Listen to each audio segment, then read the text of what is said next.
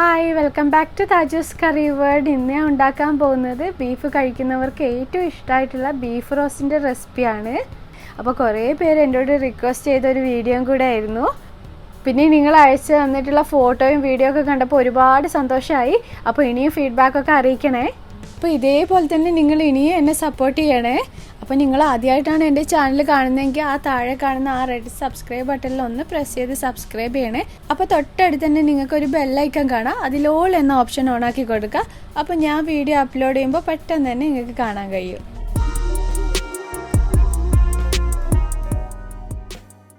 അപ്പോൾ ഇതാ ഞാൻ 1 കിലോ ബീഫ് എടുത്തിട്ടുണ്ട്. നന്നായി കഴുകി വൃത്തിയാക്കി ഇതൊരു പാത്രത്തിലിട്ടിട്ടുണ്ട്.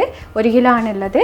അപ്പോൾ ഇത് ഈ ഒരു രൂപത്തിലാണ് ഞാൻ ബീഫ് കട്ട് ചെയ്തിട്ടുള്ളത്. നിങ്ങൾ ഈ ഒരു രൂപത്തിൽ തന്നെ കട്ട് ചെയ്യുക. ഇതിന് വേണ്ടിയിട്ട് ഞാൻ 1.5 ടേബിൾ സ്പൂൺ മുളക് പൊടി ഉപയോഗിക്കുന്നുണ്ട്. കാശ്മീരി റെഡ് ചില്ലി പൗഡറാണ്. അപ്പോൾ അത് തന്നെ ഉപയോഗിക്കുക, കാരണം നല്ല കളറൊക്കെ കിട്ടും. പിന്നെ ഇത് ഗരം മസാല, മഞ്ഞൾപ്പൊടി, മല്ലിപ്പൊടി, കുരുമുളക് പൊടി എന്നിവ 3/4 ടേബിൾ സ്പൂൺ വീതം എടുത്തിട്ടുണ്ട്. അപ്പോൾ അതാ ഇതിലോട്ട് കുറച്ച് കറിവേപ്പില ഇട്ട് കൊടുത്ത് ഇഞ്ചി വെളുത്തുള്ളി പേസ്റ്റ്, അപ്പോൾ ഇത് ആവശ്യത്തിന് ഉപ്പും ചേർത്ത് നമുക്കിത് ഇതേപോലെ നന്നായിട്ട് മിക്സ് ചെയ്യുക. ഇത് ഇതേപോലെ തന്നെ നന്നായിട്ട് മിക്സ് ചെയ്യണം, എന്നാലാണ് നമ്മൾ ബീഫിലേക്കൊക്കെ മസാലയൊക്കെ പിടിച്ച് കിട്ടുള്ളൂ. ഇഞ്ചി വെളുത്തുള്ളിൻ്റെ അതേപോലെ കറിവേപ്പിലേൻ്റെ ഒക്കെ സ്മെല്ല് വന്നിട്ട് ഒരു നല്ലൊരു സ്മെല്ലുണ്ട്. അപ്പോൾ ഇതേപോലെ നന്നായിട്ട് മിക്സ് ചെയ്ത് കൊടുക്കുക. ഇനി ഇത് നമുക്ക് കുക്കറിലോട്ട് മാറ്റാം. അപ്പോൾ ഇത് ഞാൻ ബീഫ് കുക്കറിലോട്ട് മാറ്റിയിട്ടുണ്ട്. ഞാൻ കുക്കറിലാണ് കുക്ക് ചെയ്തെടുക്കുന്നത്. അപ്പോൾ നിങ്ങൾ പാത്രത്തിലാണ് കുക്ക് ചെയ്യുന്നതെങ്കിൽ കുറച്ചധികം തന്നെ വെള്ളം ഒഴിച്ചിട്ട് കുക്ക് ചെയ്യണം. ഞാൻ കുക്കറിലായതുകൊണ്ട് തന്നെ 1/2 കപ്പ് വെള്ളം മാത്രമാണ് ഒഴിക്കുന്നത്. അപ്പോൾ 1/2 കപ്പ് വെള്ളം ഒഴിച്ച് കൊടുക്കുക. എന്നിട്ട് കുക്കർ അടച്ചു വെച്ച് നമുക്കൊരു 5 വിസിലിന് വേവിച്ചെടുക്കാം.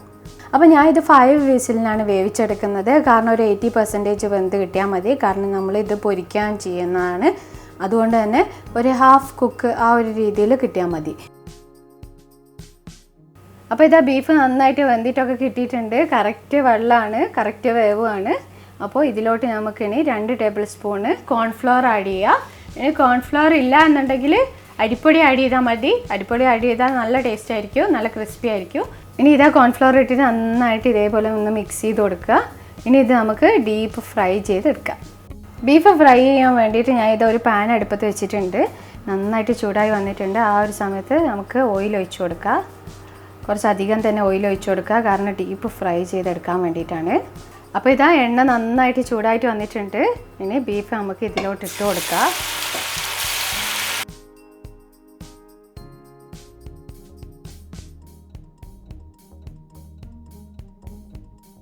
അപ്പോൾ ഇതാ ഫ്രൈ ആയി വരുന്ന ഒരു സമയത്ത് ഇതേപോലെ ഒന്ന് ഇളക്കി കൊടുക്കുക, കാരണം എല്ലാം സ്റ്റിക്കായിട്ടായിരിക്കും ഉണ്ടാവുക ബീഫ്. അപ്പോൾ ഇതേപോലെ ഒന്ന് ഇളക്കി കൊടുത്താൽ ബീഫ് സെപ്പറേറ്റ് ആയി നിൽക്കും. എന്നിട്ട് ഇത് നന്നായിട്ട് ഫ്രൈ ചെയ്തെടുക്കുക. ഇത് പൊരിച്ചെടുക്കുന്ന സമയത്ത് ഒരു മീഡിയം ഫ്ലെയിമിലിട്ട് തന്നെ പൊരിക്കുക, കാരണം ഹൈ ഫ്ലെയിമിലായാൽ പെട്ടെന്ന് കരിഞ്ഞു പോവും, മുരിഞ്ഞൊന്നും കിട്ടില്ല. അപ്പോൾ ഒരു മീഡിയം ഫ്ലെയിമിൽ തന്നെ ഇട്ടിട്ട് വേണം പൊരിച്ചെടുക്കാൻ. ഇത് നന്നായിട്ട് മുരിഞ്ഞ് വന്നിട്ടുണ്ട്. ഈ ഒരു സമയത്ത് നമുക്കിത് കോരിയെടുക്കാം. നിങ്ങൾ ഫ്രൈ ചെയ്യുന്ന സമയത്ത് ഇതേപോലെ തന്നെ ഒന്ന് ഫ്രൈ ചെയ്തെടുക്കുക, ഈ ഒരു മസാലയൊക്കെ ഇട്ടിട്ട്. അപ്പോൾ ഇത് വെറുതെ തിന്നാൽ തന്നെ നല്ലൊരു ടേസ്റ്റാണ്. അപ്പോൾ മസാല റെഡിയാക്കാൻ വേണ്ടിയിട്ട് ഞാൻ ഒരു പാൻ അടുപ്പത്ത് വെച്ചിട്ടുണ്ട്. ഇതിലോട്ട് 2 ടേബിൾ സ്പൂണ് വെളിച്ചെണ്ണ ഒഴിച്ച് കൊടുത്ത് വെളിച്ചെണ്ണ നന്നായിട്ട് ചൂടായി വന്നിട്ടുണ്ട്. ആ ഒരു സമയത്ത് നമുക്ക് കറിവേപ്പില ആഡ് ചെയ്ത് കൊടുക്കാം. ഇനി ഇതിലോട്ട് ഇഞ്ചി വെളുത്തുള്ളി ചെറുതായിട്ട് അരിഞ്ഞത് ഇട്ട് കൊടുക്കാം. ഓരോ ടേബിൾ സ്പൂൺ വീതമാണ് ഞാൻ ഇഞ്ചി വെളുത്തുള്ളി ആഡ് ചെയ്തിട്ടുള്ളത്.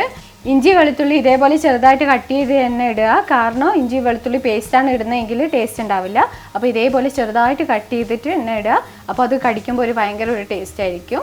ഇഞ്ചി വെളുത്തുള്ളി ഇതാ വെളിച്ചെണ്ണ കിടന്ന് ഒരു 2 മിനിറ്റ് കഴിഞ്ഞിട്ടുണ്ട്. അപ്പോൾ ഇനി സവാള ആഡ് ചെയ്ത് കൊടുക്കാം. ഒരു 3 സവാളയാണ് ഞാൻ എടുത്തിട്ടുള്ളത്. അപ്പോൾ നിങ്ങൾക്ക് കാണുമ്പോൾ തോന്നും ഇത് കുറേ ഉണ്ടോയെന്ന്, പക്ഷേ ഇത് വേവുന്ന ഒരു സമയത്ത് നന്നായിട്ട് ചെറുതായിട്ട് കുറച്ചായിട്ട് ഉണ്ടാവുള്ളൂ. അപ്പോൾ ഒരു 3 സവാളയെങ്കിലും എടുക്കുക. അപ്പോൾ ഇതാ സവാള പെട്ടെന്ന് തന്നെ വാടാൻ വേണ്ടിയിട്ട് ഞാൻ കുറച്ച് ഉപ്പ് ആഡ് ചെയ്ത് കൊടുക്കുക. സവാള നന്നായിട്ട് വഴന്ന് വരുന്ന ആ ഒരു ടൈം വരെ ലോ ഫ്ലെയിമിൽ തന്നെ ഇട്ടിട്ട് വേണം ഇത് വഴറ്റിയെടുക്കാൻ വേണ്ടിയിട്ട്. ഇത് നന്നായിട്ട് ഇളക്കി ഇനി അടച്ചു വെച്ച് വേവിക്കുക. അപ്പോൾ ഇതാ 3 മിനിറ്റ് കഴിഞ്ഞപ്പോൾ ഞാൻ ഒന്ന് ഇളക്കി കൊടുക്കുന്നുണ്ട്, അല്ലെങ്കിൽ സവാള കരിഞ്ഞു പോവും. അപ്പോൾ ജസ്റ്റ് ഇതേപോലെ ഒന്ന് ഇടയ്ക്ക് ഇളക്കി കൊടുക്കുക.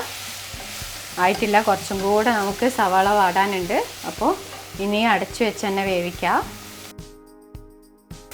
ഇടയ്ക്ക് ഇതേപോലെ ഇളക്കി കൊടുക്കണം, കാരണം പെട്ടെന്ന് തന്നെ കരിഞ്ഞു പോവും. സൈഡൊക്കെ ആണ് പെട്ടെന്ന് കരിഞ്ഞു പോവുക. അപ്പോൾ ഇതേപോലെ ഒന്ന് ഇളക്കി കൊടുക്കുക. അപ്പോൾ ഇതാ സവാള നന്നായിട്ട് വഴണ്ടി വന്നിട്ടുണ്ട്. ഈ ഒരു സമയത്ത് നമുക്ക് തക്കാളി ആഡ് ചെയ്ത് കൊടുക്കാം. ഞാൻ ഒരു തക്കാളിയാണ് എടുത്തിട്ടുള്ളത്. പുളിയുള്ള തക്കാളിയാണ് നിങ്ങൾ എടുക്കുന്നത് എങ്കിൽ ഹാഫ് തക്കാളി എടുത്താൽ മതി.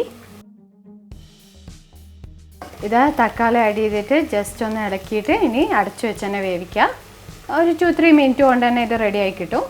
1 മിനിറ്റിന് ശേഷം തക്കാളി വഴന്നിട്ടുണ്ടോ നോക്കുക. തക്കാളി നന്നായിട്ട് വഴന്ന് വന്നിട്ടുണ്ട്. ആ ഒരു സമയത്ത് നമുക്ക് ഇതിലേക്ക് ആവശ്യമായിട്ടുള്ള പൊടികളൊക്കെ ആഡ് ചെയ്ത് കൊടുക്കുക. 1 ടീസ്പൂൺ മുളക് പൊടി ആഡ് ചെയ്ത് കൊടുക്കുന്നുണ്ട്, 1/2 ടീസ്പൂൺ മഞ്ഞൾപ്പൊടി, 1 ടീസ്പൂൺ കുരുമുളക് പൊടി, അതേപോലെ തന്നെ 1 ടീസ്പൂൺ ഗരം മസാലപ്പൊടിയും ആഡ് ചെയ്ത് കൊടുത്തിട്ട് നന്നായിട്ട് ഇതേപോലെ ഇളക്കി കൊടുക്കുക.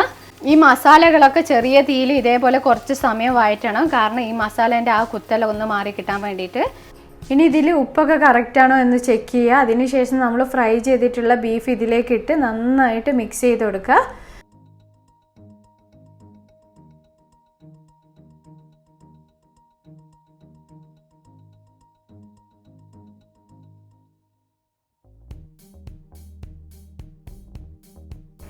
ഇത് സർവ് ചെയ്യുന്ന സമയത്ത് ഇതേപോലെ ലെമണിൻ്റെ പീസ് വെച്ച് കൊടുക്കുക. ലെമൺ ജ്യൂസും കൂടെ ഇതിലോട്ട് മിക്സ് ചെയ്ത് കഴിക്കുന്ന സമയത്ത് ഒരു നല്ലൊരു ടേസ്റ്റ് തന്നെ ആയിരിക്കും.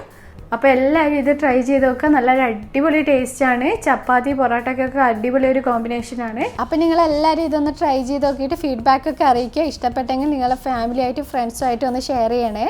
അപ്പോൾ വീഡിയോ ഇഷ്ടമായെങ്കിൽ ലൈക്ക് ചെയ്യാനും ഷെയർ ചെയ്യാനും സബ്സ്ക്രൈബ് ചെയ്യാനും മറക്കല്ലേ.